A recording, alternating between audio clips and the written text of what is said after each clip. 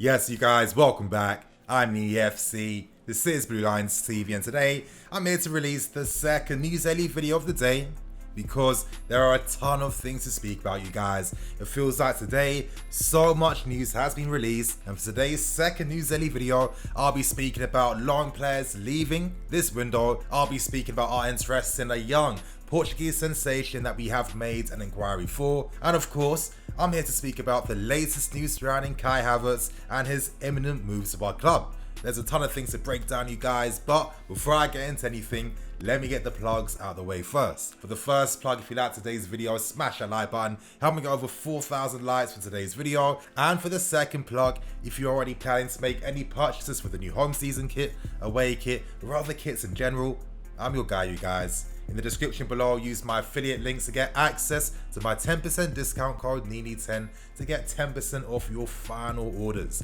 I'm here to hook you guys up, and without wasting no more time, we start with the first story today, and I think it's best that we start by speaking about the latest news surrounding this Kai Havertz deal. Now, this story is based on Kevin Palmer's tweets, and it seems like we are close to finalizing an agreement with Leverkusen to bring Kai Havertz to Stamford Bridge. As Kevin states, negotiations are currently in the final stages, the final phases, and right now discussions are focused on clauses to pay this deal off in a much more manageable way. Of course, you guys, this does make a ton of sense. To alleviate such a massive deal for a player, we have to use clauses to pay this deal off in a much more affordable way. It does state that we are going to use many performance related clauses, and if you ask me, this will be things such as how many goal contributions he gets throughout a season. This will be things such as how many appearances he makes internationally, domestically, personal accolades he wins as well, and many other fine details like this. This could mean that in the short term, we get to pay less for him, but in the long term, we could be regularly paying extra money to pay off the Kai Havertz deal. At this point in time, you guys, Havertz is basically our player. He's already agreed personal terms, he's already done his medical, he's done all the stuff he has to do. Right now, we're just waiting for a final agreement between us and Bayer Leverkusen. As I've been stressing time and time again, the way that Leverkusen got knocked out in the UCL was forever going to work in our favour and was the thing we needed to happen. This means that we now have more power in the negotiations. Of course, if Leverkusen did win the Europa League, this would mean that they would qualify for Champions League football, and if that happens, then the power would have swung back in their favour. I guess the only thing I can say is that right now, it looks very likely that in the next 14 days, both Havertz and Ben Chilwell will be our players for next season, you guys. And to end my point and to end this first story, I want to give some brief thoughts and opinions. Now, the first point I really want to stress and make is that regardless of how much money Kai Havertz is going to cost, we need to remember he is only 21 years old. The price tag doesn't mean anything. The price tag just reflects the potential that we think he has and the potential we think he will definitely fulfill in the not too distant future. I say this because let's not forget, at the start of last season, for the first half, Havertz wasn't really in his prime and wasn't really playing too well. On top of that, you could argue as well that his performances in the very big games so far, especially in the Champions League, just haven't been on that same level in which he ended the season. Now, this doesn't mean that Havertz isn't good enough. It just means that consistency at this stage never ever happens. Now, you can look towards your Mbappes and your, once in a generation players. To be honest, I think they're outliers. You never use outliers to back your point. I stress this, you guys, because next season, if you come in with the expectation that Havertz has to give a 9 out of 10 performances every single week, then you could be setting yourself up for disappointment. You have to understand that the reason why we're signing so many great young players is that we are looking to build a club and a team that's going to challenge and be ready in the not too distant future, you guys. That's what it's really about. That's why we're signing Havertz, and the main reason why we even decided to sign Havertz in the first place is because people at the club honestly felt like if we miss out on him now, you'd never have a chance to sign a player like this ever again. That is how highly valued Kai is. I can't wait for him to sign. And now, you guys, move on to the second story today, and it's a pretty large part of today's video, and they're the players who are looking to leave the club on loan in this window. Now, massive credit goes to Nazar Kinsella, the Goal.com Chelsea correspondent. Honestly, he is up there with the very best Chelsea correspondents across Europe if you're asking me. And to kick things off with, we start with Armando Broja. Now, at this point in time, it seems like a long move to VITESSE Arnhem is very likely at this point in time. Of course, VITESSE are still considering other striking options right now. When it comes to finalizing the agreement, it's not there just yet. But personally, this would be a great move for Broja. He scored about 19 or 20 goals last season, and of course, making that step up to the Eredivisie for 7th place VITESSE, a team that has that right balance of youth and experience too. This would be the perfect opportunity to test himself now in adult football. If he does sign for VITESSE, he will be competing alongside HAVERTZ up front, and I think Broja has the capability, the quality, and the personality to make something like this happen. He'd follow in the footsteps of many players like your Masundas, your Mason Mounts, your Lewis Bakers, etc, etc. So, hopefully this happens, because I think personally this would be a massive stepping stone for Broja and his introduction to adult football. We now move on to Jaliber, and at this point in time it seems like his destination next season is going to be in Ligue 1. He is going to sign for newly promoted Lorient, and what is interesting is that today there will be the final announcement and confirmation, the official one, announcing his loan spell to their club, and it does seem like he will be playing in midfield throughout the season, which is very interesting because Jaliber has always been a centre-back that can do both.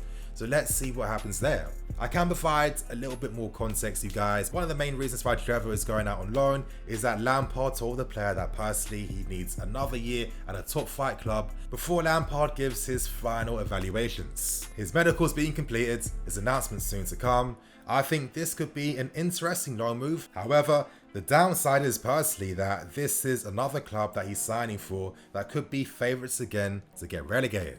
It seems like he hasn't been given a fair look in due to the standard and calibre of club he's been signing for, but let's hope things are different next season at Lorient. Moving on to Michy Batshuayi, and right now the club are actively offering the player to anyone that will take him. Now, it does take me back to yesterday when Mitch was performing out of his skin for Dortmund, back in the days where we were commanding 60 million to sell the player. That crazy amount of greed, honestly, where was the foresight? The people honestly believe that Michy would have been a player that would most definitely keep that market value. It seems absolutely crazy because in reality today, things are completely different. The club have accepted that they won't receive anywhere near close to the amount of money that they originally paid for Michy, and it seems like if offers of 25 million come in, then we are happy to let him go. At this point in time, he has been offered to Leeds United. Of course, Leeds are managed by Bielsa, and Bielsa worked with Michy Batshuayi when both of these guys were at Marseille. So hopefully that could be the type of reignition that Michy needs in his career right now. For Leeds United, they'd be getting an experienced Premier League striker, and the reality is when you are a newly promoted club, it's not like you have the pick and say when it comes to signings you want to make. So Michy could work out because he understands the system, the tactics, and could be a smart signing to make. Let's see what happens, you guys. Moving on to Ike Ugbo, and it seems like his next destination next season is going to be in Belgium, playing for Cercle Bruges. Now, this is an interesting move. I feel that Bruges maybe aren't the best team. Last season, they literally just survived being relegated, and of course, we have put in a sell-on clause, meaning that if they decide to buy him, they can buy him outright for 4.5 million.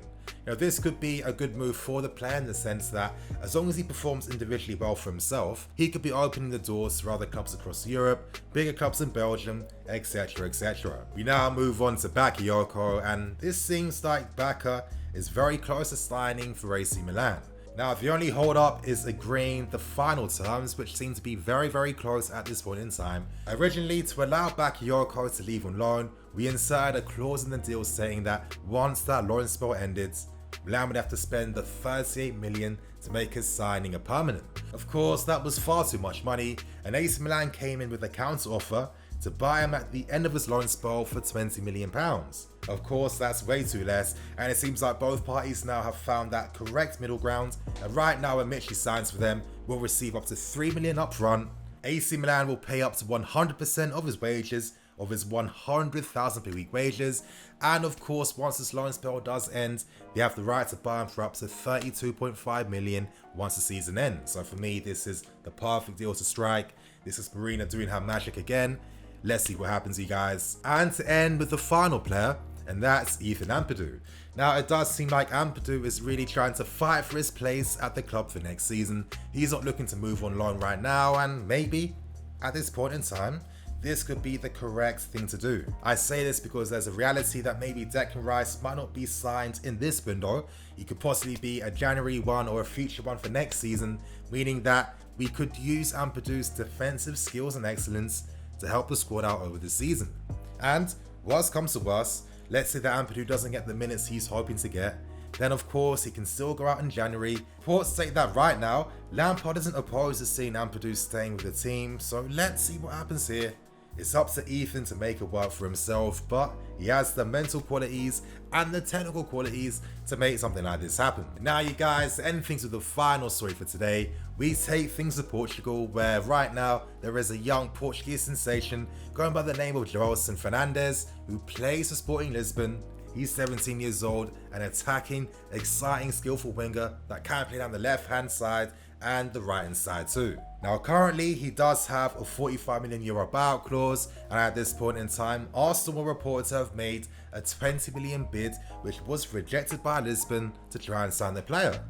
Naturally, when you're a young attacking winger coming out from Lisbon, an academy that's been renowned for producing some of the best Portuguese attacking players in your Luis Figos, Cristiano Ronaldo, Nani, Quaresma, Simão, etc, then it's no surprise why a host of the biggest clubs in Europe, including us, are going to make inquiries and get a feel for things in regards to whether you can make an offer to sign the player. Now what's interesting is the fact that we have a player in Juan Castillo who has been offered to Lisbon. I don't know if it's on a permanent or a loan just yet, but the deal is that he has been offered there, and could there be some potential business? If Castillo was offered to Lisbon, could that help us maybe bring the price down for Joelson? Who knows? If you're asking me, I'm still not too sure about Castillo's future.